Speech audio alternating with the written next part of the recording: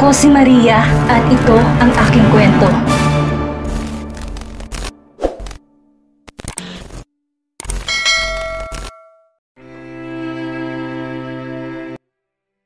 Alam mo ba, kanina sa office, may chismis ako narinig? Umpisang kwento ni Ira kay Dark habang kumakain sila ng dinner. Sinundo siya ng lalaki sa opisina at tumiretso agad silang umuwi dahil wala namang balak puntahan si Ira. Inaya siya ni Dark na kung gusto niya raw bang kumain sa labas, ngunit humindi siya. Sayang ang mga inihanda ni Butler Gregory kung walang kakainon, di ba? Di pa nga niya nasisingil ang asawa sa sinabi nitong pagluluto siya nito. Hihintay na lang ni Ira kung kailan maalala ni Dark ang pangako nito sa kanya. And what is it? Kilala mo si Sir Joseph, di ba? Yung supervisor namin. May chismis sa office, dinedate niya raw ang interim CEO ng OGC. Bali ganito yon. May CEO kaming babae, pero since may naayos sa ibang bansa, umalis yon. Tapos pinalitan daw ng mismong apo ng chairman. Yung chairman, yung halos owner ng OGC, kasi siyang may pinakamalaking shares. Legitimate heir niya raw yung interim CEO. Ngayon, nakabalik na si Ma'am Marga, yung CEO na isa ring apo ng chairman, binalik sa kanya yung posisyon. Now, mabalik tayo doon kay Sir Joseph. Boyfriend niya raw yung heir ng OGC. Nagulat ako doon ha. Sabi pa naman sa naririnig ko, sobrang gwapo ng apo ng chairman. Marami daw babae na gustong pakasalan yung apo. Siguro pag nalaman nilang balitang yon, maraming broken hearted. Sandaling natigilan si Dark at napatingin sa nagkukwentong si Ira. Hindi napansin ng babae ang sandaling pagkabalisa ni Dark dahil tuloy ito sa pagsasalita habang kumakain. Ay, bakit ko nga ba ito sa'yo kinukwento? For sure, mas may alam ka pa sa akin kasi kahit di ka naman wala sa main family. Sa tingin ko, dahil kamag-anak mo sila, may alam ka pa rin. Pero, totoo ba yung balitang yun? Napailing si Dark, naglagay ng smoked tuna sa pinggan ni Ira. I don't know about that. I don't really care about their business. Sa bagay, mas mabuti na rin yun na hindi katulad nila. Sa alam ko kasi kapag ganyan kayamang pamilya, may internal strife na magkakapamilya tulad ng agawan ng power, wealth or kung ano-ano pa. Baka magpatayin pa sila para lang sa yaman. Mas maganda na hindi ka makasali sa kanila. So you care about me? Tumigil sa pagkain si Ira at sinulyapan si Dark. Siyempre oo, malamang asawa kita kaya may pakialam ako sa'yo, no?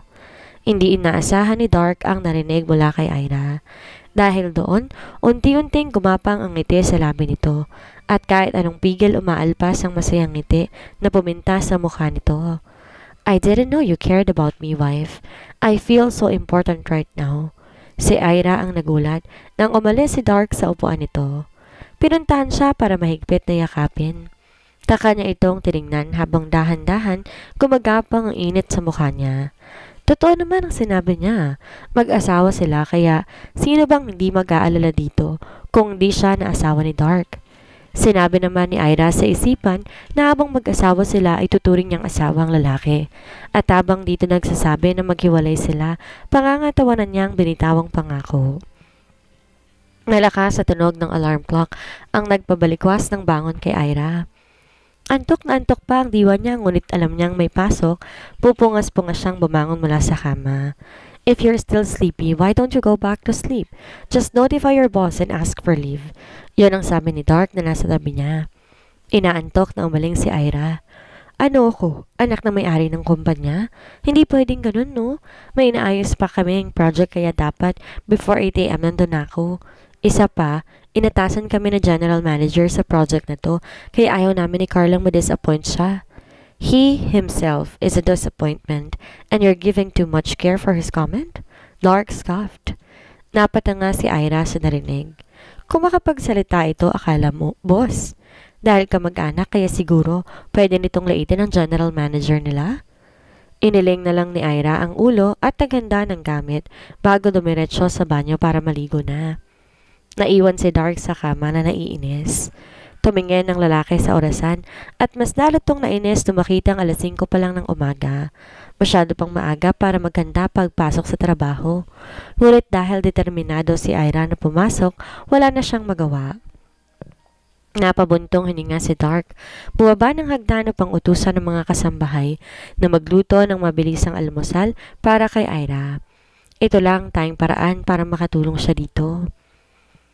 Hinatid ni Dark si Ira sa trabaho at bago bumaba ang babae, may sinabi si Dark, I can now accompany you in the morning going to your work and then fetch you in the afternoon. Tapos na ang ginagawa mo? Lingon ni Ira kay Dark. Aren't you happy? I finally have time to be with you. Ngumiti si Ira dito. E di syempre, masaya. May taga-sundo na ako. Ingat kayo pa uwi ha. Text me kapag nakauwi ka na sa bahay. Dark nodded his head and Ira went out of the car. Natigilan lang si Ira nung may nakita siyang tao sa mismong harap ng entrance, si Leo, at may hawak tong malaking banner na may nakasulat na, I'm sorry. Ano namang ginagawa ng taong ito dito? Guguluhin na naman ba siya nito? Dahil yun lang naman ang tayong entrance, naglakad si Ira papunta sa direksyon ni Leo. Dito tinatapunan ng tingin. Ngunit nung makita ni Leo si Ira, ito na mismong lumapit sa babae. Ira, I'm sorry. Napatigil si Ira at nakita niya na tuon ang atensyon sa kanya ng mga tao sa paligid. Ira, gago ako. At ngayon humihingi ako ng tawad sa iyo. Please forgive me. Nagbow pa sa kanya si Leo. Nanlaki ang mga mata ni Ira. Leo is asking what? Forgiveness from her? Nahihibang na ba ito? Ano bang ginagawa mo? Umayos ka nga ng tayo at huwag kang lumuhod. Umalis ka na rito. Umiling si Leo. Hindi ako aalis dito hanggat di mo ako napapatawad. Para matapos ng usapan, alangang tumango si Ira. Para namang nakatanggap ng amnesty si Leo at dali-daling umalis doon para matapos marinig ang kapatawaran kay Ira. Muli pa tong nagsorry bago umalis. Kinagabihan, umalis si Leo at buong pamilya nila sa lugar na yon at umuwi ang mga to sa probinsya na parang may tinatakbo ang halimaw, ngunit wala nang ideya doon si Ira. Tahimik na pinagmamasdan ni Dark ang mga ito at nang makita niyang tinupad talaga ni Leo ang pangako nito sa kanya, bahagya siyang tumango bilang pagsang-ayon. Mabuti naman at tinupad ng lintik na iyon ang kanyang salita. Kung hindi, pati buong pamilya niya magdurusa kasama niya dahil sa kanyang kahangalan. Tinaas ni Dark ang glass ng bintana ng kotse na mapansin niyang may nakamasid sa kanya. Nang hanapin, nakita niya sa hindi kalayuan si Noel nakatingin sa kanya. Tumango siya sa pinsan bago inutusan ng driver na mag-drive na paalis doon. Hindi alam ni Dark na labis na nabigla si Noel nung makita siya roon. Tinitingnan niya ba ako kung maayos kong ginagawa ang trabaho ko rito? Tanong ni Noel sa sarili. Nag-aatabili pa rin si Noel na makita ang pinsan niya sa kumpanya dahil alam niyang umatras si Wayne mula sa posisyon bilang CEO nang bumalik si Ate Marga nila. Tama ba talaga ang nasa isip niya na baka binabantayan siya nito as general manager dahil ito ang naglinis ng gulong iniwan niya nung isa pa siya sa mga executives?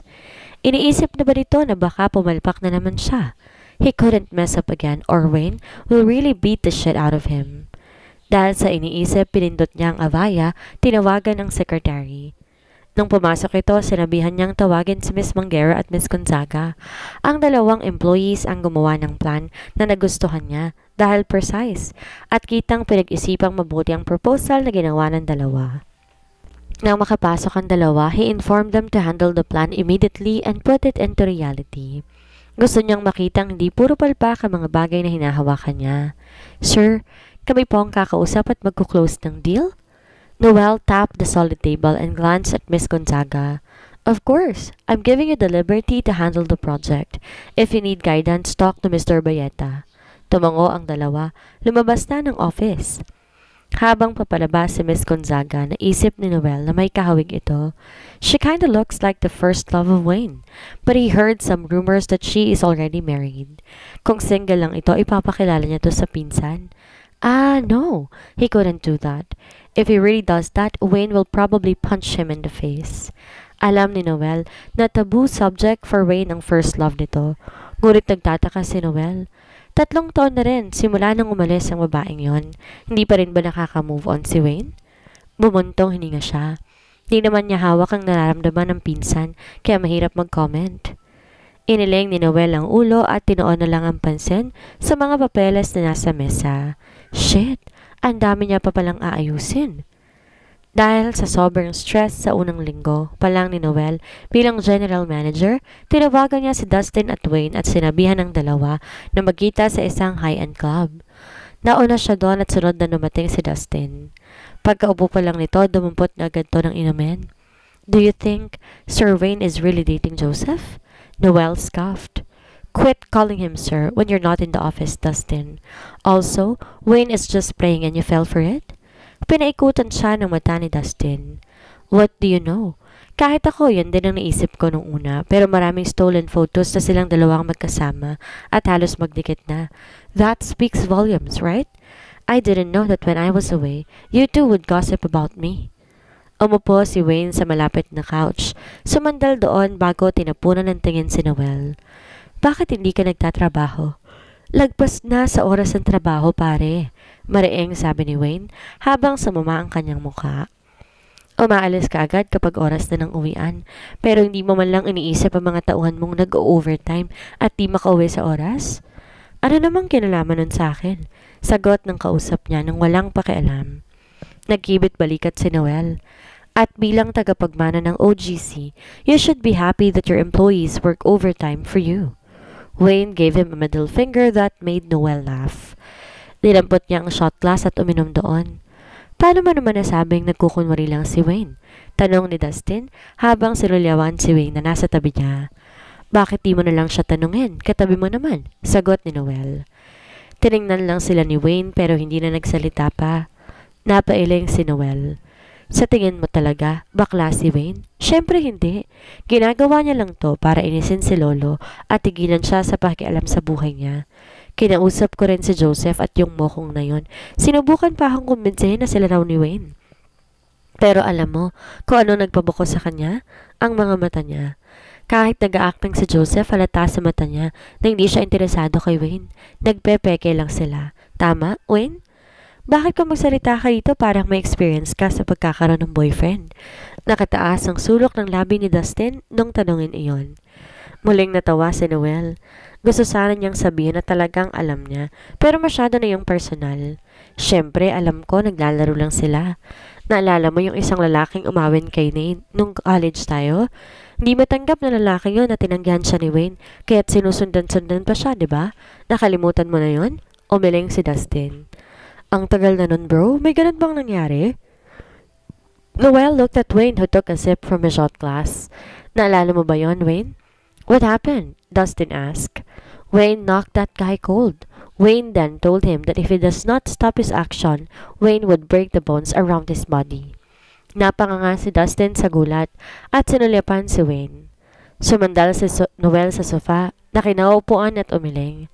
So how come he suddenly turned gay when in fact, I know that he is as straight as a pole? Hindi switch ang gender orientation ng isang pindot mo lang, mababago yun. That doesn't work that way. Noel learned that lesson the hard way. So, hindi ka talaga bakla? Niloloko mo lang si Miss Marga at ang lolo mo? Hinarap ni Dustin si Wayne. Bagot na sinulyapan ni Wayne si Dustin. You are the one to be blamed for that. I just followed what you said. Ako ba ang natulog kasama ng anak ni Don Arturo sa isang kwarto? Ako rin ba nakipag-holding hand sa kanya? Hindi naman, di ba? Kaya bakit kasalanan ko? You deliberately flaunt that guy as your boyfriend. Wayne looked at Dustin like he was looking at something stupid. Umiling na lang to at di na sumagot pa. I'm leaving first. Hey, you just got here, ani Noel. I'm going to pick someone up. Sagot nito. Hindi naman si Joseph yan, ano? Ano ba talaga, Wayne? It's my date, and maybe he's Joseph. After saying that, Wayne left.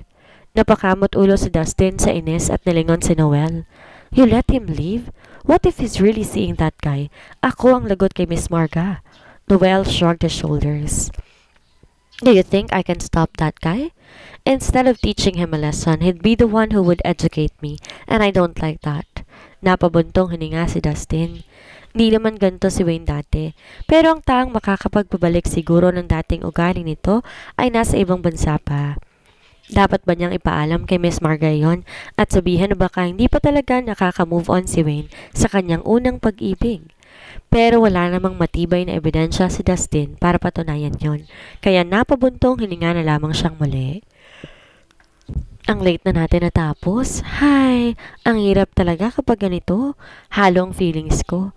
Masaya kasi napansin ang proposal natin, pero bad trip kasi napansin, kaya inaayos pa natin ulit bago ipasa kay Manager Noel. Yun ang sinabi ni Carla habang inaayos ang shoulder bag. Nilalagay nito ngayon ang netbook sa bag na natapos na nilang proposal. Pinamodify kasi ng general manager niyon na si Noel para daw mas maayos at nakasundo nila ang representative na aloke ng proposal. Medyo late na ngayon, Bebs. Sa apartment ka na lang kaya matulog.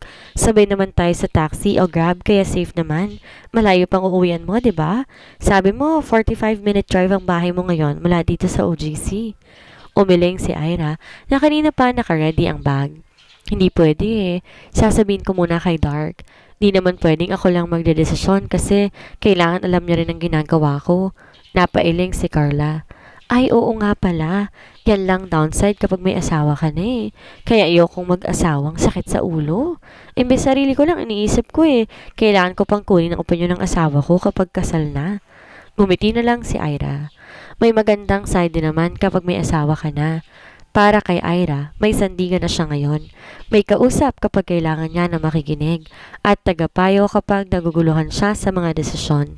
And it's not bad to wake up seeing Dark first thing in the morning.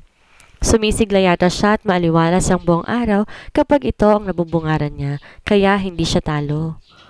Lumabas silang dalawa ng building. Natanaw ni Ira ang pamilyar na kotse sa hindi kalayuan na nagpangiti sa kanya. Di niya may paliwanag pero nang makita niyang may taong naghihintay sa kanya, parang may humaplos na mainit na bagay sa puso niya. She is so touched right now. Nilingon niya si Carla at itinuro ang kotse. Ayun na palang sundo ko eh. Kita na lang ulit tayo bukas? O baka gusto mong sumabay? Humindi si Carla. Nag-book na ako ng Grab. Ingat kayo ha? Naglakad na ito papunta sa ibang direksyon at siya naman naglakad na patungo sa kotse. Ngunit may nakakuha ng atensyon niya. May nagtitinda ng mani at sweet beans sa gilid at mukhang pauwi na si Manong. Naisipan ni Ira na bumili doon. Pinagbuksan si Ira ni Kuya Dave ng pinto na makalapit siya at nakita niya si Dark na naghihintay sa kanya. It's almost close to midnight. Himutok ni Dark sa kanya. Ngumiti siya rito. Sorry sa paghihintay ha. Pina-finalize namin yung proposal na ginawa namin noong nakaraan kasi kami rin na makikipag-deal sa representative. Sa amin ni Carla, pinahawak ang project at tututukan namin yon kaya baka lagi muna akong overtime. Hindi nagsalita si Dark, ngunit sandali siyang sinulyapan. Saka naalalang bumili nga pala siya ng pagkain. Inabot niya ang plastic sa asawa. Nagtaka si Dark. What's this? Ay, oo nga pala. Anak mayaman ka kaya baka hindi mo alam to. Adobong mani. Ito yung magiging hubad tapos ito naman yung may balat. Meron ding sweet beans. Tikman mo. Kulot noong tinignan ni Dark ang hawak at alinlang kinain ng maliliit na piraso ng peanut. This tastes good. Anitong natutuwa. Pinatong sa hita nito ang plastic. Walang pakialam kung madumihan ang suot nitong slacks. Natuwa rin si Ira nung makitang nag-enjoy si Dark at kita sa aliwalas ng mukha nito ang kasiyahan. Kung gusto mo, bibilhan kita niyan kapag nakita kong nagtitinda si Manong. Dark faced her and smiled so soft that made her blush. Thanks, wife. You're welcome. Aniya sabay iwas ng tingin. This weekend, I'm going to schedule an etiquette class for you. Is that fine? Tanong ni Dark maya-maya. This weekend na? Pero sige, pagkatapos natin magsimba. Nang makuha ni Dark ang sagot niya, tumango ito. Ito ang gusto ni Ira kay Dark, yung hinihingi ang opinion niya kaya nagkakausap sila ng maayos. Hindi yung magugulat na lang siya na may ginawa na pala ito na wala siyang alam. She grew up like that, na hindi hawak ang sariling desisyon, kaya't sobrang appreciated niya ang ginagawa ng asawa. Pakiramdam niya tuloy swerte siya dahil ito ang naging asawa niya. But his family, will they like her? What's bugging your mind? Yung pamilya mo, sa tingin mo kapag nakilala nila ako, magugustuhan nila ako? Hindi mo kailangan kabahan at di mo rin kailangan ng approval nila. Asawa kita at sapat na sa akin gusto kita. Di mo kailangan pagbigyan o pasahin sila, Nagulat si Ira sa sinabi nito at tag-init na naman ng mukha niya. Pangalawang beses na ni Dark na sinabi sa kanya na gusto siya nito. Gusto ni Irang linawin kung paanong pagkagusto ba, pero nahihiya siyang magtanong. Basta ang alam niya, masaya siyang marinig na gusto siya ng asawa. Where are you? Pumunta si Dark sa balcony ng kwarto at hininaan ang volume ng cellphone.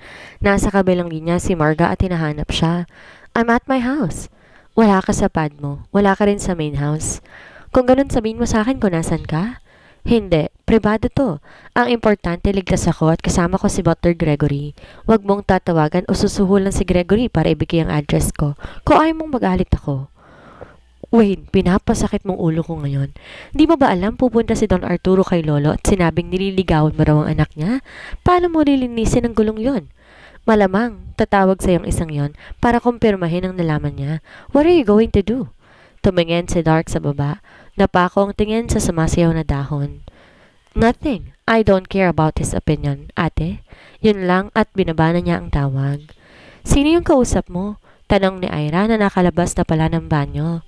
Inikot ni Dark ang katawan, hinarap ang asawa.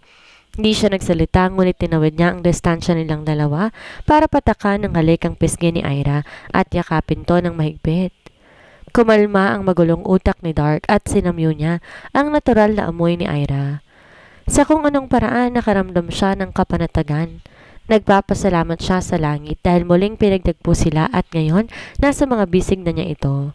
Di na muling pakakawala ni Dark si Ira ngayong nasa kanya na ito. Maagang dumating si Ira sa office, ganun din si Carla. Dahil na-finalize na ang proposal, pumunta sila sa office ni Manager Noel. Good morning, Manager. Ani Carla pagkapasok. Good morning. The Geronimo Technology already responded about the proposal you sent them via email, and they were satisfied. I received an email that they arranged a meeting, which I also sent your emails. Please check it. You cannot mess with this project, okay? This department relies on both of you to succeed. Walang paligoy-ligoy, sinabi yun ni Noel nung pumasok ang dalawa sa office nito. Nagtinginan si Ira at Carla bago hinarap si Noel at tumango. Yes, Manager. That's all. Please prepare yourselves for the meeting. Nag-ayos ang dalawa at pumunta agad sa 5-star coffee shop kung saan mangyayari ang business meeting. Nag-book si Carla ng private room para maging maayos ang takbo ng usapan. Pagpunta ng dalawa, naroon agad ang isang lalaki na tingin ni Ira na sa mid-30s na ang edad. May kalakihan ang katawan ng lalaki. Medyo nakakalbo ito sa tingin ni Ira. Mr. Joaquin Geronimo? Tumango ang lalaki at kinamayan sila. You're from Oxford Corporation? Good. Umupo sila at nilahad agad ni Ira ang plano. Sir, here is the proposal we had prepared. Please have a look. Dinampot ng lalaki at sandaling binasa. Mabilis pinasadahan ng portfolio na hawak at tumangutango bago isinara. Pasimpleng humugot ng hininga si Ira at nagdarasal na sana nagustuhan itong alok nila. I already took a look at this draft you sent in the email and I'm surprised. Did you do this? Anito patungkol sa project. Miss Manguera, who's with me, also participated in planning the proposal, sir. Tungamangong muli ang lalaki at doon nagpaliwanag si Ira ng nilalaman ng proposal. Di na nila namalayan ng oras nang tingnan malapit ng lunchtime. Look at the time. I didn't notice that it's soon to be noon. Ladies, would you mind joining me at lunch first? Let's continue chatting about this while we eat. Tumango na si Carla bago pa man makapagsalita si Ira. Gusto niya sanang tumanggi pero naalala niya, hindi pa pala napipirmahan ang dala niyang dokumento. Habang papunta sila sa restaurant, lumapit sa kanya si Carla at bumulong. Pumayag na ako para matapos na. Kainis naman kasi. Puro sabing satisfied pero hindi naman pinipirmahan pa. Mabuti at sobrang hina ng boses nito, hindi narinig ni Mr. Geronimo. Nauwi sila sa isang malapit na 5-star hotel kung saan may restaurant sa first floor. Habang naghihintay ng pagkain, napansin ni Ira, panay ang tingin sa kanya ni Mr. Geronimo, nagtatanong ng mga bagay na walang konekta sa trabaho. Ngunit para hindi naman siya masabihan ng bastos, sinasagot niya ito kahit maikli lang. Nang matapos silang kumain at binigay ng waiter ang bill, hindi kumilos si Mr. Geronimo upang magbayad. Si Carl na ang tumayo para magbayad. Naiwan doon si Ira, kaharap si Mr. Geronimo. I remember that I'll do something important in the afternoon. Bakit di nilang ganito? Dalhin mo ang papeles mamaya. Have a business dinner with me and I will sign the document later. Naglapag ng hotel room card ang lalaki. Nanlamig si Ira nang makita yon. Nawala ng kulay ang mukha niya at di alam ang iaakto ng mga oras na yon. Napansin ni Mr. Geronimo ang napatdang reaksyon ni Ira. Miss Gonzaga, matalino kang tao, alam ko. You should know that if you want to be able to stay in the industry, you need to have some little sacrifice. Think about it carefully. Pagkatapos noon umalis na ito, di na hinintay pa ang sagot niya. Nanginginig sa galit at pagkapahiya si Ira, ngunit dahil di siya pwedeng magpadalos-dalos, pinilit niyang ikalma ang sarili.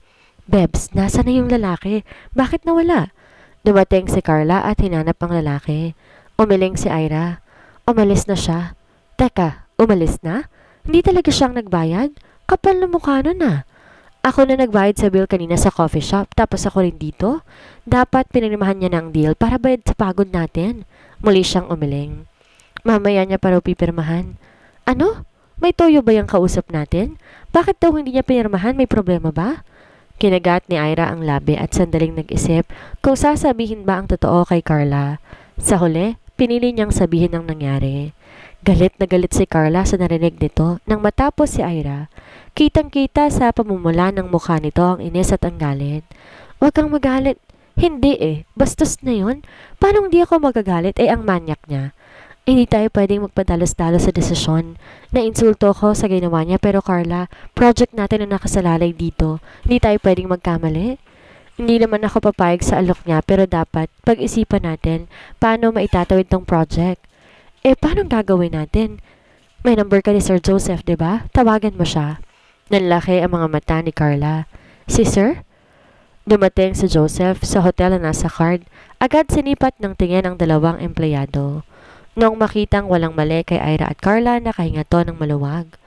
Good thing that the first thing you think of when encountering things is to call me. Magandang gawain yan, Miss Gonzaga. Napamaang si Carla, kaya nilingon ito ni Joseph. I know that Ira is the one who called me, kasi kung ikaw malamang, sinapak mo ng taong kaharap mo. Hindi nakatanggi si Carla dahil totoong ganon ang gagawin nito. Where is the room card? Tanong ni Joseph kay Ira. Kinuha ni Ira ang room card sa bag at inabot kay Joseph. Akong bahalang makipagkita sa kanya. Just stay here, okay? Tumango-tango si Ira at Carla at masaya sila na si Joseph ang bahala. Saktong 7:00 ng gabi, binuksan ni Joseph ang pinto gamit ang card key na hawak. Bumungad kay Joseph ang lalaking naka-bathrobe sa kama at brenteng nakahiga. Nung bumukas ang pinto, tumayo ito at sinalubong siya. Sabi na nga ba't hindi mo ako bibigo Sino ka? At anong ginagawa mo rito? Joseph glanced at the man in front of him and a mocking smile almost escaped his lips.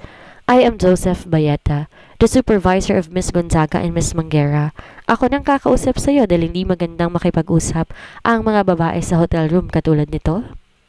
Galit na hinarap ni Romulo Jeronimo si Joseph at tinuro ang labas ng pinto.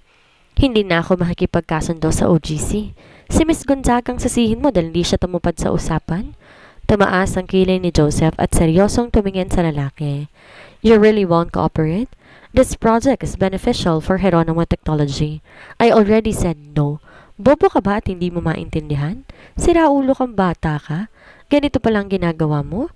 Bibigyan kita ng posisyon sa kumpanya para pamahalaan, hindi para sirain ang reputasyon ng Geronimo Technology. Pumasok sa loob ng kwarto ang tatay ni Romulo Jeronimo at dahil doon namutla ang lalaki. Inayos sa Joseph ang salamin sa mata at ngumisi ito. Ano kaya ang mangyayari sa biglang pagsulpot ng ama ni Romulo? Ano ang gagawin ni Joseph ngayong siya ang naabutan ng ama ni Romulo kasama ng kanyang anak? Yan ang ating aalamin sa susunod nating kabanata.